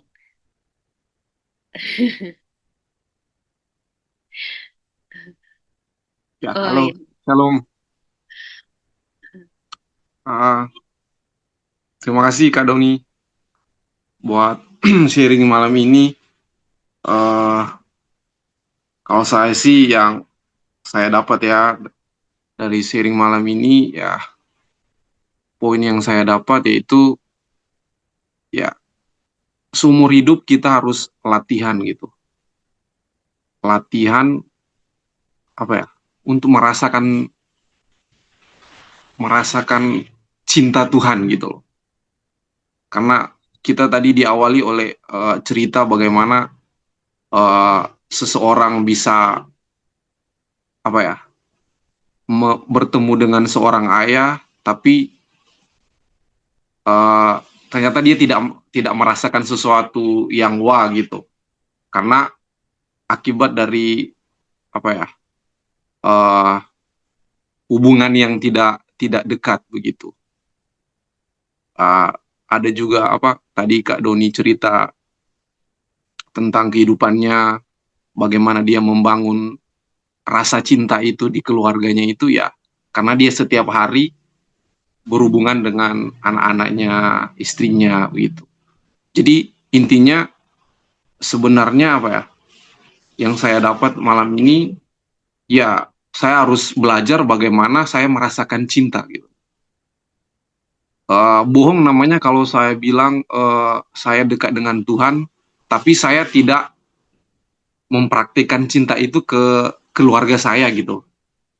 Jadi saya harus mulai belajar dari orang terdekat saya dulu gitu, sambil belajar tentang Tuhan gitu. Ya pasti nanti mungkin saya akan merasakan, dan saya sudah merasakan apa, bagaimana mungkin di apa, perasaan itu tersakiti, tapi karena sudah mulai belajar berdoa kepada Tuhan, jadi ya di dalam saat terkena masalah pasti curhatnya sama Tuhan. Aduh Tuhan, kok saya rasa sakit begitu, saya merasa tersiksa begini, ini dan itu gitu. Jadi mau tidak mau, sambil kita merasakan cinta ya, kita curhat juga sama Tuhan. Itu harus latihan begitu. Di saat ketika kita mendapat masalah, ya kita curhat sama Tuhan. Kalau kita nggak latihan ya, kita semua di sini, seberapa besar kita belajar untuk apa, dekat dengan Tuhan, untuk berdoa sama Tuhan, semakin besar kita merasakan cinta ya, itu apa ya, ya enaknya di kita gitu loh. Kalau kita nggak mau belajar ya, kita mendapat cinta yang sedikit gitu loh. Jadi semakin besar kita belajar, latihan ya, kita semakin besar rasa cinta yang kita dapat. Itu aja sih yang saya dapat malam ini ya. Dan tentu ketika apa ya, saya juga baru mulai belajar mengurus anak ya, karena baru dapat baby. Jadi apa ya, ada ketakutan di mana saya tidak bisa mengajari anak, di mana apa, nanti mungkin saya tidak bisa mengurusnya dengan baik begitu, atau tidak bisa berhasil mengajarkan tentang Tuhan kepada anak. Apalagi kan kalau saya harus mengajarkan anak saya siapa itu Tuhan, saya harus lebih dahulu gitu loh memberikan teladan gitu. Itu sangat sulit begitu. Kalau sampai saya tidak bisa menunjukkan bahwa saya cinta Tuhan dengan perilaku saya, itu sangat berat begitu. Mana mau anak saya mendengarkan saya. Itu sih. Terima kasih. Baik, terima kasih sharingnya Kak Michael. Oke, apa masih ada Kak Kris?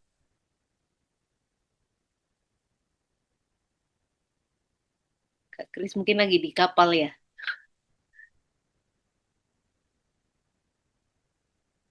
Baik, kalau sudah tidak ada, mungkin Kak Doni bisa memberikan closing statement, lalu kita berdoa, kemudian foto bersama. Oke, semuanya kita udah lama, hampir kalau mostly udah di GSKI atau di gereja manapun, udah tahu Tuhan dari kecil dan usia kita sekarang, yang ada tinggal kita praktekkan. Semakin banyak yang kita dengar firman, maka itu terbentuk atau terpola dalam kita dalam mengambil keputusan. Semakin kita tidak diisi oleh firman, maka tentu keputusan kita ambil bisa cenderung salah. Sebagai penutup, contohnya adalah kalau kita banyak nonton film Chin tentang yang drakor Cina yang mau instan, CEO yang pegawai yang tukang sapu ternyata seorang anak CEO kayak gitu-gitu ya. Terus orang yang kutolong rupanya adalah anak jutawan kaya raya gitu. Oh, rupanya dia memiliki mesin waktu. Maka semakin kita banyak nonton itu, maka kita berpikir akan lebih instan, segala sesuatu lebih mudah, lebih gampang. Ternyata mengikut Tuhan tidak bisa demikian, tetapi diproses dari waktu ke waktu, dan kita mesti berjuang bersama-sama mencari apa yang Tuhan ingini dalam kehidupan kita. Pasti ada makanan rohani setiap hari yang kita mesti kejar setiap hari. Kiranya firman hari ini tidak terlewat begitu saja, tapi kita bersama-sama berjuang. Saya pun berjuang untuk mencari Tuhan sungguh-sungguh. Amin, Tuhan memberkati. Kita berdoa. Bapa, kami bersyukur dalam setiap kekurangan kami, Bapa tahu. Setiap masalah kami, Bapa tahu. Oleh karena itu, kami mohon belas kasihan Bapa untuk ajar kami mengerti apa yang Tuhan mau. Di saat kami tidak mengerti, tentu kami belum bisa sesuai dengan yang Tuhan harapkan atau levelnya. Tapi kami percaya di setiap kami mau berusaha Tuhan, mau berjuang Tuhan untuk mengenal Tuhan lebih lagi setiap hari. Tanpa Tuhan kami sia-sia. Berkati Tuhan setiap kami, apa yang menjadi setiap kebutuhan, kerinduan kami, kiranya Tuhan memberkati, Tuhan mencukupkan sesuai dengan kehendak Tuhan. Berkati Tuhan orang-orang yang kami kasihi, orang-orang yang kami cintai, Tuhan lindungi, jagai mereka.